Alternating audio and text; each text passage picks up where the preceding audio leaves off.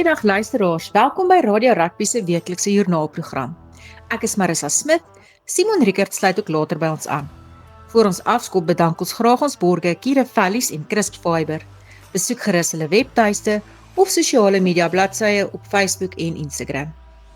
Die Varsity beker het die week afgeskop en die spanne lyk slaggereed vir vanjaar se stryd. Die uitslae van die eerste ronde was as volg. Die Vrystaat Shimlas klop Maties 50-39.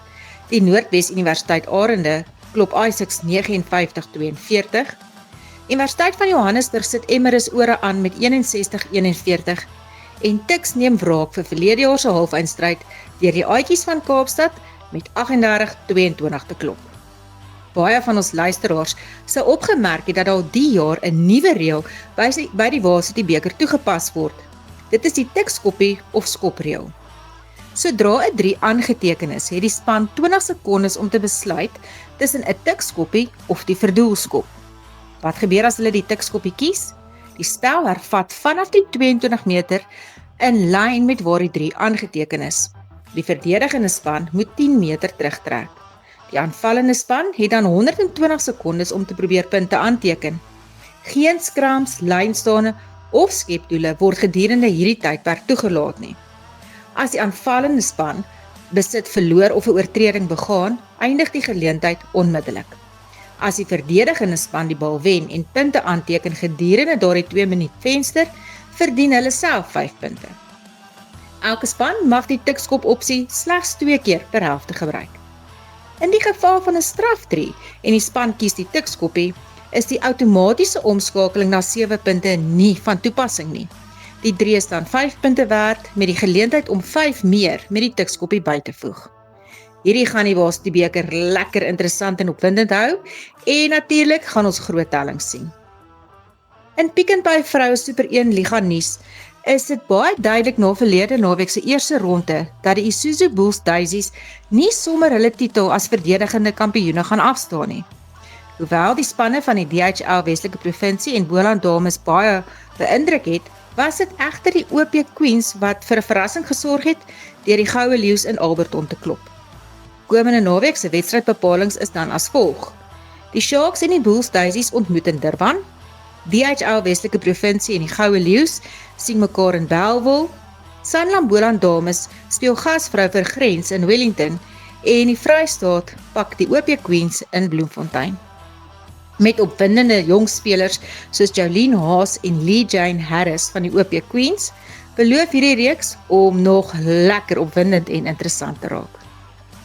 Verenigde Rugby Kampioenskap nuus is dat die Haie en die Leeu's mekaar komende Saterdag op Ellis Park gaan takel. Die Haie loop voor in die stryd om die Suid-Afrikaanse skild in die kompetisie te verower, met slegs 2 rondes van die Suid-Afrikaanse derbies oor. Sou die Haie, wat tans op 16 punte lê, die Leeu's Saterdag met 'n bonuspunt klop, beklink hulle die plaaslike kompetisie. Intussen is daar heelwat verwikkelinge in die Haie gekamp met die aankondiging dat JP Pietersen amptelik die afrigtingleiersels by John Plumtree oorneem. Hoewel daar reeds 'n verskil in die spelpyl van die Haie sigbaar is, sal dit interessant wees om te sien hoe die res van die VRK seisoen gaan verloop. Die wedstryd tussen die Leeu's en die Sharks is Saterdagmiddag om 2 uur. Dit is dan al van my kant af, oor na Simon Rickert met 6 Nasie nuus. Dag sê en dankie dat jy by ons ingeskakel is.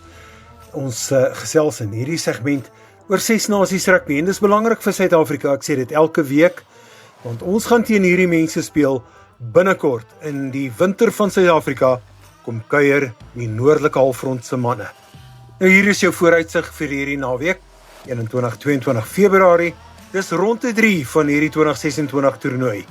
Saterdag die 21ste is dit Engeland teen Ierland. Die plek is die Allianz Stadion in Twickenham, Londen. Afskoptyd is 16 uur Suid-Afrikaanse tyd en dis 'n groot een. Ierland met spelers soos Crowley in die span, sterk in aanval en verdediging, maar Engeland speel tuis. Net onlangs Wallis met 'n groot verskil geklop, 48-7 in die vorige ronde. Hier kan jy verwag 'n harde fisiese stryd.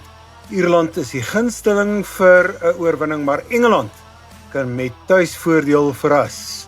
Kan Engeland se voorspelers Ierland se lyn staan en scrims hanteer? Dis die vraag. Dan ook Saterdag Wales teen Skotland, afskoptyd 18:40. Dis by die Principality Stadion in Cardiff. Wales het veranderings gemaak en hulle sukkel tans laag op die punteleer en swak vertonings tot dusver, terwyl Skotland met 5 veranderinge kom en probeer om momentum te bou. Skotland lyk effens sterker op papier, veral met hulle agterlyn, maar Cardiff is 'n moeilike plek om te wen en dit gaan verseker 'n harde stryd wees. Sondag die 22ste Frankryk teen Italië, afskoptyd 17:10. Die plek is Stade Pierre-Mauroy in Lille in Frankryk. En Frankryk speel nie in Parys nie vir verandering. Frankryk is tans eens van die gunstelinge vir die titel na hulle oorwinnings, 36-14 oor Ierland vroeër.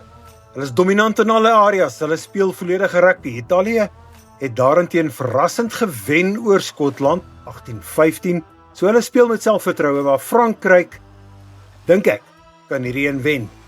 Wag dalk vir 'n bonuspunt oorwinning vir Frankryk, as hulle 4 of meer drieë druk.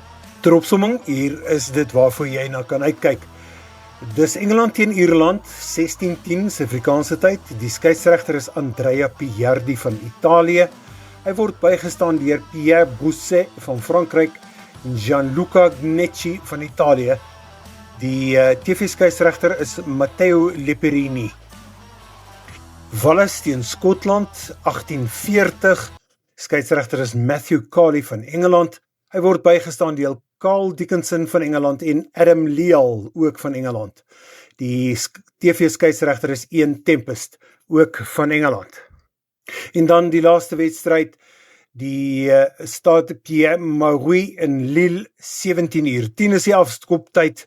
Die hoofskeieregter is Andrew Brace van Ierland. Hy word bygestaan deur Luke Pearce van Engeland en Egan Cross van Ierland.